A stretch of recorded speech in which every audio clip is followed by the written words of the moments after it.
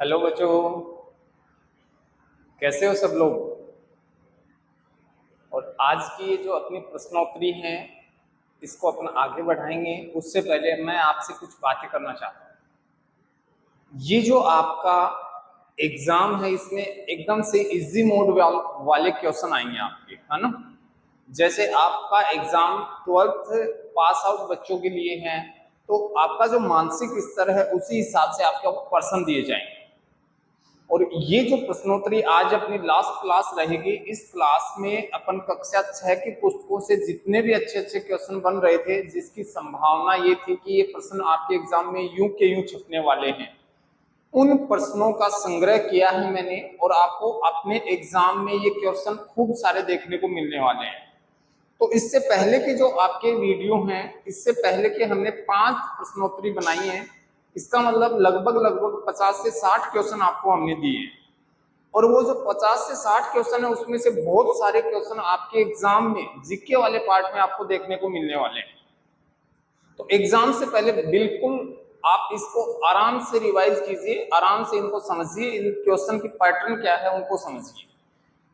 तो इसी के साथ एक बार अपन शुरुआत करते हैं। आज की ये अपनी प्रश्नोत्तरी की अंतिम क्लास रहेगी और इसी क्लास में अपन अच्छे से जानना चाहेंगे कि कौन कौन से क्वेश्चन हैं जो महत्वपूर्ण बन रहे हैं। केवल वो प्रश्न बनाए हैं जो हमारा राजस्थान की पुस्तक जो है कक्षा 6 की, उसमें इंपॉर्टेंट क्वेश्चन थे वही। ओके, तो पहला प्रश्न है अपना कि वंश भास्कर किसकी रचना है। देखो आपके सामने लिखा हुआ है कि वंश भास्कर, पुस्तक का नाम दिया है क्या, वंश भास्कर।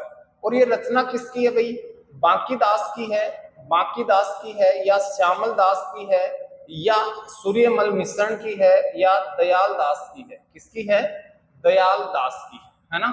तो अब देखो आप बताओ इसमें वंश भास्कर जो है वो रचना किसकी है भाई, वो रचना है सूर्यमल मिश्रण। किसकी है, सूर्यमल मिश्रण की रचना है। और इनको अपन राजस्थान का राज्य कवि भी कहते हैं। राजस्थान का राज्य कवि, राजस्थान का राज्य कवि किसे कहा जाता है, सूर्यमल मिश्रण को कहा जाता है। तो अच्छे से इस प्रश्न को समझना कि वंश भास्कर किसकी रचना है, सूर्यमल मिश्रण की। चलो अगला प्रश्न अपन देखते हैं अपना। और ये जो प्रश्न है वो है पद्मनाथ की रचना कौन सी है। पद्मनाथ की जो रचना है वो कौन सी है, वीर विनोद, लील टांस, हमीर महाकाव्य या कानड़ देव प्रबंध। चलो बताओ, आप कमेंट में बताओ मुझे कि पद्मनाथ की रचना कौन सी है, कानड़ देव प्रबंध, हमीर महाकाव्य, लील टांस या वीर विनोद। अब देखो इसका जो राइट आंसर है वो है आपका कानड़ देव प्रबंध। जबकि अगर वीर विनोद की मैं बात करता हूं तो ये कविराज श्यामल दास, कविराज श्यामल दास की रचना है, जो मेवाड़ राजवंश के दरबारी विद्वान थे।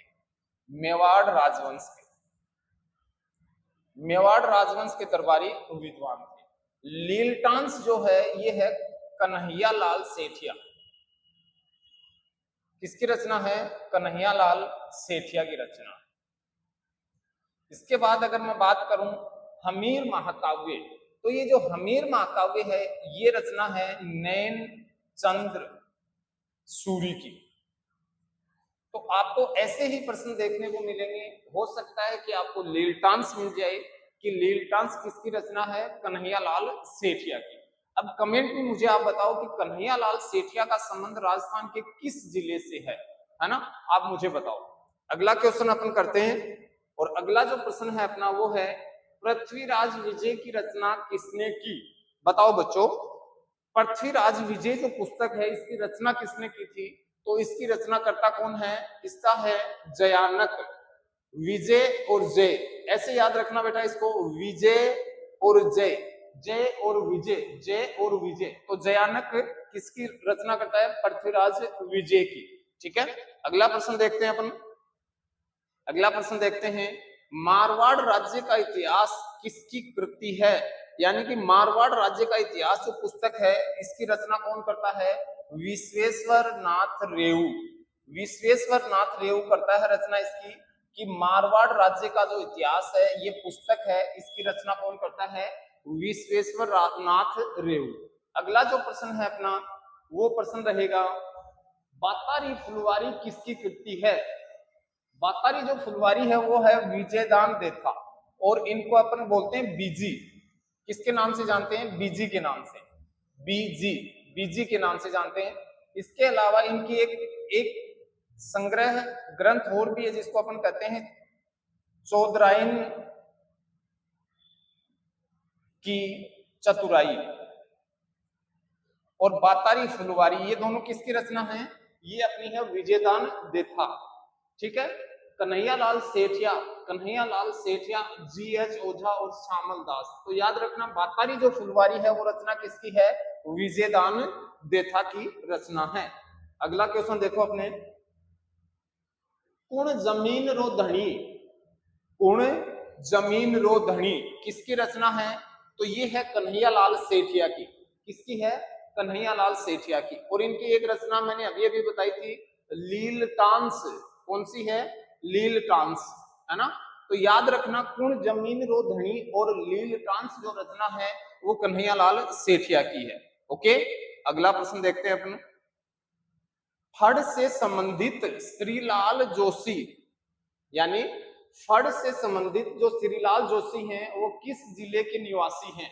वो हैं भीलवाड़ा जिले के। किस जिले के हैं? भीलवाड़ा जिले के। ओके, अगला क्वेश्चन देखते हैं अपन,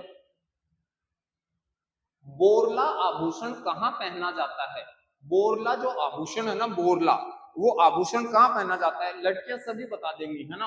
प्रॉब्लम किनको होगी? लड़कों को। तो देखो बेटा, कान में पहना जाता है, अंगुली में, सिर में या कंठ पे। तो कहाँ पहना जाता है बोरला? बताओ भाई, कमेंट में बताओ, बोरला कहाँ पहना जाता है? सिर, सिर में, है ना, सिर पर पहना जाता है बोरला। ओके, अगला क्वेश्चन है अपना, बंधेज का कार्य कहाँ का प्रसिद्ध है? चलो बताओ, बंधेज। और बंधेज का मारवाड़ का है, मेवात का है, शेखावाटी का है या हाड़ौती का है? तो इसका राइट आंसर जो होगा वो होगा शेखावाटी। क्या होगा? शेखावाटी सीकर का।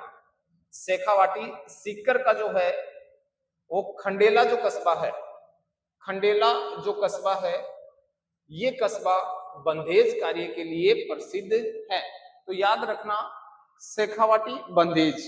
ठीक है, अगला प्रश्न देखें अपन। अगला जो प्रश्न है अपना वो रहेगा कि भारत के गवर्नर जनरल, ये प्रश्न भाई रिट में यूं का यूं छप गया था और हमारी पुस्तकों से, राजस्थान अध्ययन की पुस्तकों से लिया हुआ प्रश्न है कि भारत के गवर्नर जनरल विलियम बेंटिक ने किस दुर्ग के लिए कहा था? ओहो, दुनिया का दूसरा जिब्राल्टर। और ये अपने रिट की जो भर्ती हुई उसमें यूं का यूं प्रश्न छपा था। तो किस दुर्ग के लिए कहा था भाई बताओ? नाहरगढ़ के लिए, तारागढ़ के लिए, मेहरानगढ़ के लिए या चित्तौड़गढ़ के लिए? तो ये कहा था तारागढ़। और तारागढ़ भी कौन सा? अजमेर। तारागढ़ अजमेर वाले दुर्ग के लिए इसने कहा था। ओह, दुनिया का दूसरा जिब्राल्टर कौन सा है? तारागढ़। तो इसी के साथ ये जो अपनी प्रश्नोत्तरी है, ये स्लाइड यही कंप्लीट होती हैं। और अभी आपके एग्जाम में कल का बस एक दिन बचा है, तो आराम से अपनी पढ़ाई को कीजिए और कल के दिन में शाम को नोटबुक बंद कर दीजिए, आराम से अपनी पढ़ाई करो, अच्छा सा गाना सुनो, अच्छी सी मूवी देखो और 30 तारीख को सुबह आराम से पेपर दे के आओ। और सबको, सभी जो भी प्रतियोगी बीएसटीसी की, जो भी प्रतियोगी बीएसटीसी की एग्जाम देने जा रहे हैं उनको बहुत बहुत शुभकामनाएं। और मां सरस्वती आपके सपनों को पूरा करे। बहुत अच्छे से अपने पेपर को सोल्व करना, और जब पेपर सोल्व करो उस समय ध्यान रखना कि प्रश्न में पूछा क्या गया है। ओके बेटा, सबसे मिलते हैं एग्जाम के बाद। तब तक के लिए धन्यवाद।